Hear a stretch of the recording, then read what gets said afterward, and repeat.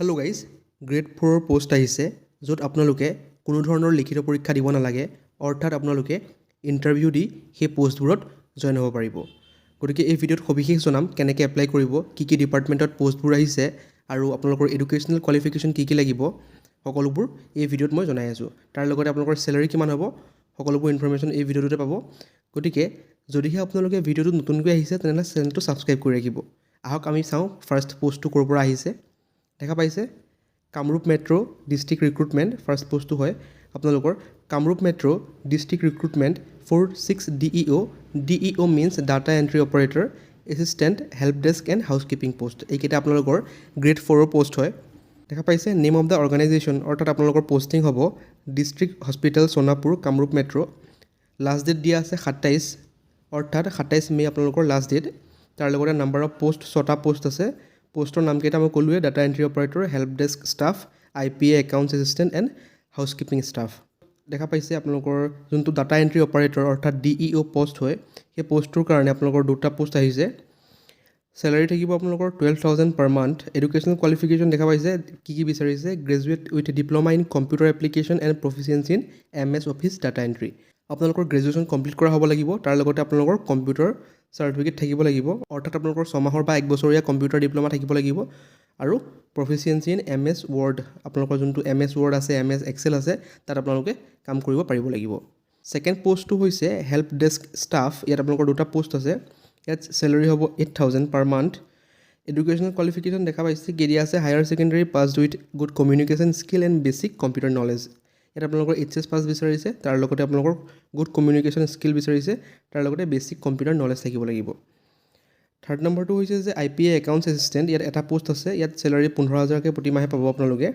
Educational qualification দেখা পাইছে কি দিয়া আছে, গ্ৰেজুৱেট ইন কমাৰ্চ, আপোনালোকে BCom কৰা হ'ব লাগিব with knowledge of Tally MS excel. আপোনালোকে টেলি ছফ্টৱেৰটো ইউজ কৰিব পাৰিব লাগিব, নহ'লে যোনটো MS এক্সেল ছফ্টৱেৰ আছে সেইটো ইউজ কৰিব পাৰিব লাগিব।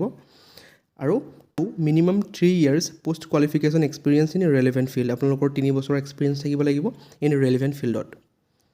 ফ'ৰ্থ নম্বৰ পোষ্টটো হৈছে হাউচকিপিং ষ্টাফ। এটা পোষ্ট আহিছে, ইয়াত চেলাৰী প্ৰতি মাহে 7,000 টকাকৈ।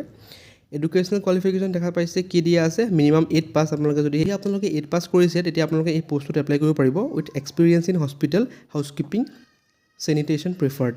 যদিহে আপোনালোকৰ হস্পিটেলত কাম কৰা এক্সপিৰিয়েঞ্চ আছে তেনেহ'লে আপোনালোকক প্ৰিফাৰেঞ্চ দিয়া হ'ব।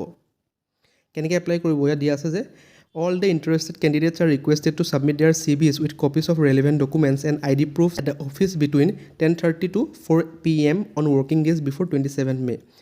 আপোনালোকে 27 মে'ৰ আগত আপোনালোকৰ যোনবোৰ ৰেলেভেণ্ট ডকুমেণ্টছ আছে, তাৰ লগতে যোনখন বায়'ডাটা আছে, সকলোবোৰ নি পেলাই তাত জমা দিব লাগিব অফিচত গৈ। দেখা পাইছে অফিচ এড্ৰেছটো দিয়া আছে যে office of the superintendent district hospital Sonapur Kamrup metro'. আৰু ইয়াত মই কৈছোঁৱে যে কোনো ধৰণৰ এক্সামিনেশ্যন নহয়, ইয়াত আপোনালোকৰ ৱাক ইন ইণ্টাৰভিউ হ'ব। সেইকাৰণে আপোনালোকে আপোনালোকৰ অৰিজিনেল ডকুমেণ্টছৰ কপিজবোৰ লৈ যাব আৰু আপোনালোকৰ নিজৰ ফটোগ্ৰাফ লৈ যাব তাত ছাবমিট কৰিবৰ কাৰণে। যদিহে তাত on the spot document verification হয় তেনেহ'লে আপোনালোকক সেইবোৰ ডকুমেণ্টছ লাগিব। ডেট অফ ইণ্টাৰভিউ দেখা পাইছে দিয়া আছে 29 তাৰিখ, অৰ্থাৎ 29 মে' তাৰিখে আপোনালোকৰ ইণ্টাৰভিউটো কণ্ডাক্ট কৰা হ'ব আৰু টাইমটো দিয়া আছে 10:30 পৰা আপোনালোকৰ ইণ্টাৰভিউটো কণ্ডাক্ট কৰা হ'ব। ভেনিউটো ছেইম হয়, office of the superintendent office district hospital Sonapur. এইটো হ'ল আপোনালোকৰ ফাৰ্ষ্ট পোষ্ট। আপোনালোকৰ ছেকেণ্ড পোষ্টটো আহিছে, অৰ্থাৎ ছেকেণ্ড গ্ৰেড 4ৰ পোষ্টটো আহিছে দৰং ডিষ্ট্ৰিক্টৰ পৰা। দেখা পাইছে দৰং ডিষ্ট্ৰিক্ট ৰিক্ৰুটমেণ্ট। ইয়াত আপোনালোকে দেখা পাইছে যে apply for the driver post, এইটো আপোনালোকৰ ড্ৰাইভাৰ পোষ্ট হয়। দেখা পাইছে নেম অফ দ্য অৰ্গেনাইজেশ্যন, এইটো আপোনালোকৰ district legal service authority Darrang. এই অফিচটো আপোনালোকৰ ডিষ্ট্ৰিক্ট কোৰ্টত থাকে, তাত আপোনালোকৰ এই ড্ৰাইভাৰ নিযুক্তিটো কৰা হ'ব। লাষ্ট ডেট কেতিয়া দিয়া আছে, 30 মে', অৰ্থাৎ 30 তাৰিখলৈকে আপোনালোকৰ লাষ্ট ডেট আছে। এটা পোষ্ট আছে ড্ৰাইভাৰৰ। দেখা পাইছে যে পোষ্টটোৰ নাম ড্ৰাইভাৰ, নাম্বাৰ অফ পোষ্ট মই কৈছোঁ এটা আছে। আপোনালোকৰ চেলাৰী থাকিব 15,000 প্ৰতি মাহে। এডুকেশ্যনেল কোৱালিফিকেশ্যন দেখা পাইছে কি দিয়া আছে, the candidate must possess minimum educational qualification of class 8 standard. আপোনালোকে ক্লাছ 8 পাছ হ'ব লাগিব আৰু must possess a valid professional driving licence, আৰু আপোনালোকৰ এখন প্ৰফেচনেল ড্ৰাইভিং লাইচেঞ্চ থাকিব লাগিব, তেতিয়াহে আপোনালোকে এই পোষ্টটোত এপ্লাই কৰিব পাৰিব। এজ লিমিট দিয়া আছে যে a candidate must not be less than 18 years and not more than 40 years। আপোনালোকৰ 18 বছৰতকৈ তলৰ হ'ব নোৱাৰিব আৰু 40তকৈ ওপৰ হ'ব নোৱাৰিব। তাৰপাছত আপোনালোকে কেনেকৈ এপ্লাই কৰিব, আপোনালোকৰ যোনখন ষ্টেণ্ডাৰ্ড এপ্লিকেশ্যন ফৰ্ম পায় সেইখন আপোনালোকে ফিল আপ কৰিব লাগিব আৰু তাৰ লগতে আপোনালোকৰ self sign copies of relevant টেষ্টিমনিয়েলছৰ চাৰ্টিফিকেট, আপোনালোকৰ যিবোৰ ডকুমেণ্টছ আছে এডুকেশ্যনেল ডকুমেণ্টছেই হওক বা এজ প্ৰুফৰ কাৰণে যিয়ে নহওক, সকলোবোৰ ডকুমেণ্টছত আপোনালোকে ছেল্ফ এটেষ্ট কৰি পেলাই আপোনালোকে তাত জমা দিব লাগিব লগতে আপোনালোকৰ ড্ৰাইভিং লাইচেন্সৰ কপি তাৰ লগতে আপোনালোকৰ 2 ৰিচেণ্ট পাছপৰ্ট সাইজ ফটোগ্ৰাফ আপোনালোকে দিব লাগিব এপ্লিকেশ্যনৰ লগত লাষ্ট ডেট দিয়া আছে the last date fixed for the receipt of application 30 May অৰ্থাৎ 30 মেলৈকে আপোনালোকে এপ্লাই কৰিব পাৰিব টিল 4 PM আৰু ইয়াত দিয়া আছে যে candidates are required to submit their application in the drop box set up for the purpose in the office of district legal service authority Darrang the postal address office is Darrang district legal service authority আপোনালোকৰ এইটো যোনটো post অফিচৰ address দিয়া আছে আপোনালোকে বাই পোষ্টো পঠাব পাৰে নহ'লে তাত গৈ অফিচত গৈ যোনটো ড্ৰপ বক্স থাকে তাত আপোনালোকে ড্ৰপ বক্সত দি থৈ আহিব পাৰে আৰু the authority will not be responsible for any postal delay no' application shall be received after 4 PM 30/5/2026 আপোনালোকৰ যদিহে পোষ্টেলত কিবা দেৰি হয় তেনেহ'লে যোনটো অথৰিটি সেইটো আপোনালোকৰ জগৰীয়া নহ'ব যদি নিজৰ ডিষ্ট্ৰিক্ট হয় তেনেহ'লে নিজে গৈ সেই ড্ৰপ বক্সত নিজৰ এপ্লিকেশ্যন ফৰ্ম দি আহিব পাৰে আৰু দিয়া আছে যে application should be address to the chairman district legal service authority Darrang Mangaldai আপোনালোকৰ যোনখন এপ্লিকেশ্যন লিখিব সেইটো আপোনালোকৰ এড্ৰেছ কৰিব লাগিব চেয়াৰমেনলৈ যোনটো ডিষ্ট্ৰিক্ট লিগেল ছাৰ্ভিচ অথৰিটি যোনটো DLSA বুলি কয় তালৈ আপোনালোকে দিব লাগিব আৰু candidates are required to provide their phone number preferably WhatsApp number and email ID in the application form without fail আপোনালোকে যোনটো ভেলিড অৰ্থাৎ হোৱাটছএপৰ ভেলিড নম্বৰ সেইটো দিব লাগিব তাৰ লগতে যোনটোলোকৰ এক্টিভ ইমেইল সেইটো আপোনালোকে তাত দিব লাগিব Select কেনেকৈ কৰা হ'ব all the eligible candidates whose application are found valid and accepted shall be called appearing in a driving skill test carrying 40 marks আপোনালোকৰ যদিহে এপ্লিকেশ্যন একচেপ্ট কৰে তেনেহ'লে আপোনালোকক এটা ড্ৰাইভিং টেষ্টৰ কাৰণে মাতিব য'ত আপোনালোকৰ 40 মাৰ্কছ থাকিব তাত আপোনালোকৰ কোৱালিফাইং মাৰ্কছ হ'ব 30 out of 40 আপোনালোকে 40ৰ ভিতৰত 30 পাব লাগিব তেতিয়াহে আপোনালোকক চিলেক্ট কৰা হ'ব ড্ৰাইভিং টেষ্টৰ পাছত আপোনালোকৰ এটা পাৰ্চনেল ইণ্টাৰভিউ হ'ব তাত আপোনালোকৰ 60 মাৰ্কছ থাকিব গতিকে আপোনালোকৰ টোটেল 100 মাৰ্কছৰ এইটো ইণ্টাৰভিউ কণ্ডাক্ট কৰা হ'ব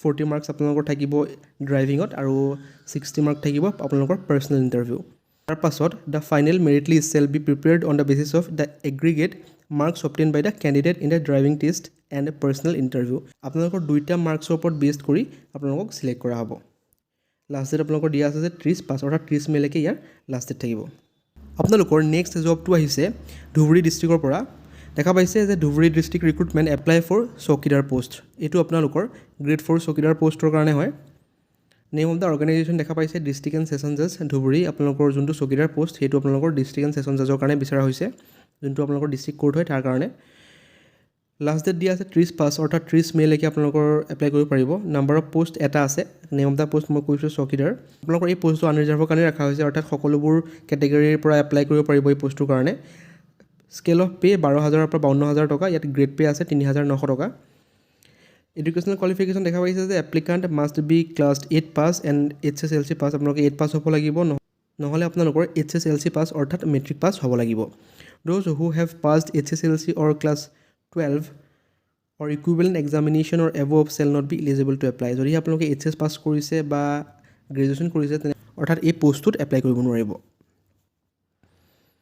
দেখা পাইছে এজ লিমিট কিমান দিয়া আছে যে 18তকৈ কমৰ হ'ব নোৱাৰিব আৰু 40তকৈ ওপৰ হ'ব নোৱাৰিব এপ্লাই আপোনালোকে কৰিব লাগিব ষ্টেণ্ডাৰ্ড ফৰ্ম এখন পায় সেই ষ্টেণ্ডাৰ্ড ফৰ্মখন কিনি সেই সকলোবোৰ ডকুমেণ্টছ আৰু নিজৰ পাৰ্চনেল ইনফৰমেশ্যন ফিল আপ কৰি আপোনালোকে তাত দিবগৈ লাগিব চিফ জুডিচিয়েল মেজিষ্ট্ৰেট ধুবুৰী তাৰ অফিচত গৈ পেলাই আপোনালোকে দিব লাগিব আৰু along with self attested photocopies of all relevant টেষ্টিমনিয়েলছৰ এডুকেশ্যনেল ডকুমেণ্টছ আপোনালোকৰ যিমান এডুকেশ্যনেল ডকুমেণ্টছ আছে তাৰ লগতে এজ প্ৰুফৰ কাৰণে যি আছে সকলোবোৰ ডকুমেণ্টছত আপোনালোকে চেল্ফ এটেষ্টেড অৰ্থাৎ নিজৰ চাইন কৰি তাত দিব লাগিব তাৰ লগতে আপোনালোকৰ valid employment exchange registration certificate লাগিব লগতে 3 copy self attested recent passport size photograph লাগিব তাৰপিছত দেখা পাইছে যে should rich the office of chief judicial magistrate Dhubri district judicial court complex PS and PO Dhubri pin 783301 গতিকে এই এড্ৰেছটোত আপোনালোকে গৈ পেলাই দিবগৈ লাগিব আৰু লাষ্ট ডেট দিয়া আছে 30 মে অৰ্থাৎ 30 মেৰ আগত আপোনালোকে এই ফৰ্মবোৰ জমা দিব লাগিব গতিকে এইটোৱে আছিল ভিডিঅ' মই কৈছোঁৱেই যে আপোনালোকৰ ধুবুৰী ডিষ্ট্ৰিক্ট দৰং ডিষ্ট্ৰিক্ট তাৰ লগতে কামৰূপ মেট্ৰ'ত পোষ্ট ওলাইছে গ্ৰেড 4 পোষ্ট আপোনালোক যদিহে ইণ্টাৰেষ্টেড হয় তেনেহ'লে এপ্লাই কৰিব কোনো ধৰণৰ এক্সামিনেশ্যন ইয়াত কণ্ডাক্ট কৰা নহয় যিহেতু পাৰ্চনেল ইণ্টাৰভিউ হ'ব আৰু যোনবোৰ ড্ৰাইভাৰ পোষ্ট আছিলে তাত আপোনালোকৰ ড্ৰাইভিং টেষ্টটো লোৱা হ'ব গতিকে যদিহে চেনেলটো নতুনকৈ আহিছিলে চেনেলটো ছাবস্ক্ৰাইব কৰি ৰাখিব এনেকুৱা ধৰণৰ কুইক আপডেটছ পাবৰ কাৰণে থেংক ইউ